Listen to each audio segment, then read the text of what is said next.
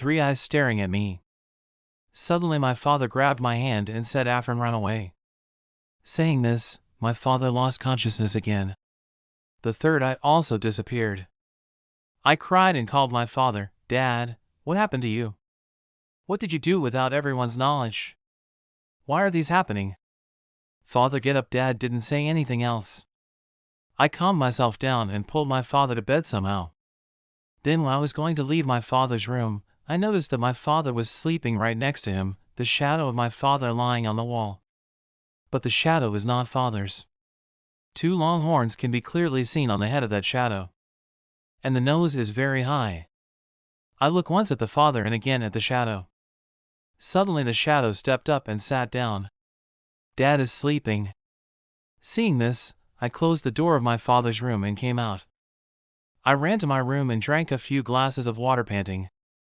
What is happening at home is not normal. Suddenly my phone rang with many sounds. I was shocked. I saw that my brother called. I quickly picked up the phone and cried, saying, "Bia." There is no sound coming from the other side. I am crying. Suddenly an unknown voice said, "Afrin, I am Adil's friend. Adil is missing since yesterday afternoon. His phone was found behind the college." Hearing this, I stopped crying. I asked in surprise, "What are you saying?" "Adil Bia is missing." "How?" He said, "Yesterday afternoon we were playing cricket in the field. Suddenly he said his father came to meet him. He will come in a while." But he didn't come. He didn't come back to the hostel even though it was evening. We started searching. His phone was ringing but wasn't receiving. Finally, I got lost after hearing everything. I couldn't say anything from the other side. "Don't worry. Ask your father about it. Did he really come to see Adil?" Meanwhile, we continued to search. Saying this, he hung up the phone. I covered my face and sat on the bed. What are these? Where did the brother go? Father is also not conscious. How should I ask him if he went to see his brother or not? I am a single girl. What to do now? I was thinking this just then I heard the sound of water dripping from the tap in the washroom. I thought maybe father had woken up. I quickly went there. But father's room is closed. As soon as I remembered that shadow, I no longer had the courage to peek into my father's room. So who is in the washroom? The sound of water still does not stop. It looks like someone is washing his hands and face. I went to the washroom and called, "Dad, are you inside?" Now the sound of water stopped. No sound came. I called Dad again, but this time there was no response. I went and lightly knocked on the door of the washroom. I peeked in. There was no one there. I looked around and saw that my father's hair was very short. Whose hair can it be? I went to the room and prayed. At this moment, I am praying. My eyes are watering. When I went to Sijda, I felt like the whole floor was shaking. As I walked, I fell down and prayed to God for a while. Suddenly he got up from the chair and sat on my bed. I got up from Sijda trembling. Salam, returned to the right. My bed is on the left. He is afraid to return the greeting. If there really is someone in the bed. I closed my eyes in fear and returned salam to the left. Then I slowly opened my eyes and I was speechless at what I saw. My whole body went cold. I saw myself sitting on the bed and there were no eyes in place of my eyes. Just an eye on the forehead. Scary smile on face. I am wearing the same clothes. He is also wearing the same clothes. No words come out of my mouth. The throat is dry and hoarse. I don't even have the strength to pray. Somehow I read Ayuzu Billahi Mina Shaitanir Razim. Instantly it disappeared. I quickly got up and left my Zanamaz and started walking towards my father's room when my phone rang. I ran to the phone thinking that it might be someone from my brother. It was found. But Khaled called. Why did he call me so late in the night? My birthday is over. What do you wish for now? Khaled Baya said, I have not left yet. What were you doing on the roof so late at night? While I was leaving I saw you standing on the railing of the roof with open hair. Even though I called you, you did not hear me. I said in surprise, I mean on the roof. Are you crazy? Why should I go to the roof so late at night? That too with open air. Where are you now? Calabaya said, I am below your house. You came down from the roof a little while ago. You did not look at me even after calling you so much. So I thought to ask you what you were doing on the roof. I thought you came to wave me goodbye. I understood. A little while ago, Calabia saw him. I decided to tell everything to Calabia. At this moment, no one can be trusted. I said, brother, I am coming. I have a lot to say to you. Saying this, I left the phone and stepped to go down. Just then there were 2 knocks on the main door. Then Caleb brother did not stand down and came home. I opened the door thinking Galeb by below. Galeb by wasn't there. Instead of keeping the coffin I saw in my dream. I got full and quickly closed the door.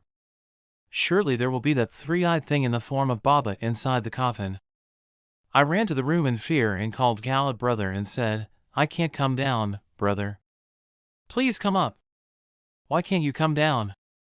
There is a problem. Or my future father-in-law is holding you tight.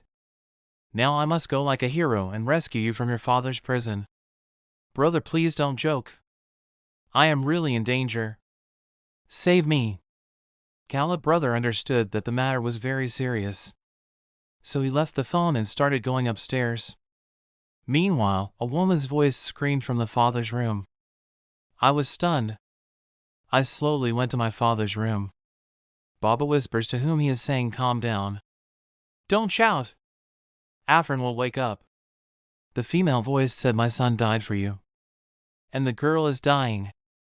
Why did you do that? Why? This is my mother's voice. I can't believe my ears. I held my mouth and began to cry silently when there was a knock on the door. Surely Caleb brother has come. Also talking stopped from father's room. All around is completely silent. I quickly wiped my tears and opened the door. I saw Caleb brother standing with a smile on his face. The coffin was not there then. I saw him as if he came back to life. I might have gone crazy alone with what was happening. Calabia saw me standing like this and said, what happened, Afrin? You didn't sleep all night. You didn't come down and called me home. Tell me what's wrong.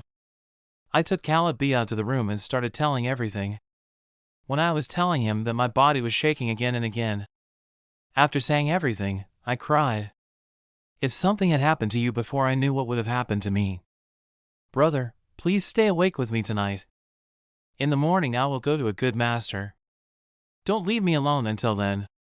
Calabia smiled lightly and said, you have known me for so long. You only asked me to stay awake with you tonight.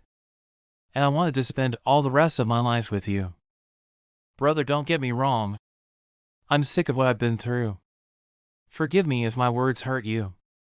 Okay. Now tell me where your father is. A little while ago you heard about your dead mother from her room. Let's go and see if mother-in-law is still there. If there is, I will bring prayers. You're still kidding. I really heard my mother's voice, bro. The mother was saying that her son had been killed. What does that mean, Adilbia, really? I cried saying this. Calabia comforted me and said, don't cry. Nothing like that happened. We have to find out first why these things are happening. These things don't happen without any reason. Surely your father is hiding something from everyone. Now let's go and see him. Caleb and I slowly opened the door. When I came out of his room, nothing was lit. Baya took out his phone and tried to turn on the flash, but his phone was switched off. Baya said the phone was fully charged before coming here. The phone is not supposed to be closed. This is very surprising. I groped the wall for the light switch and found it. After a few attempts, the light in the room turned on. And we both recoiled in fear. Baba sat on the bed and mumbled something. Calabia saw me getting scared and said, don't be afraid. Mihuna. Saying this, Calabia went towards Baba. I stood back. Bia went to Baba and said, father-in-law, daddy, I am your unofficial daughter-in-law. Why are you doing this? Why are you putting your children's lives in danger? Hearing this, the father opened his eyes and looked at Calabia with a smile and lay down on the bed. It seemed as if someone had held him for so long. Now as soon as he let go, he fell. I was not looking at Kalabai's face from behind.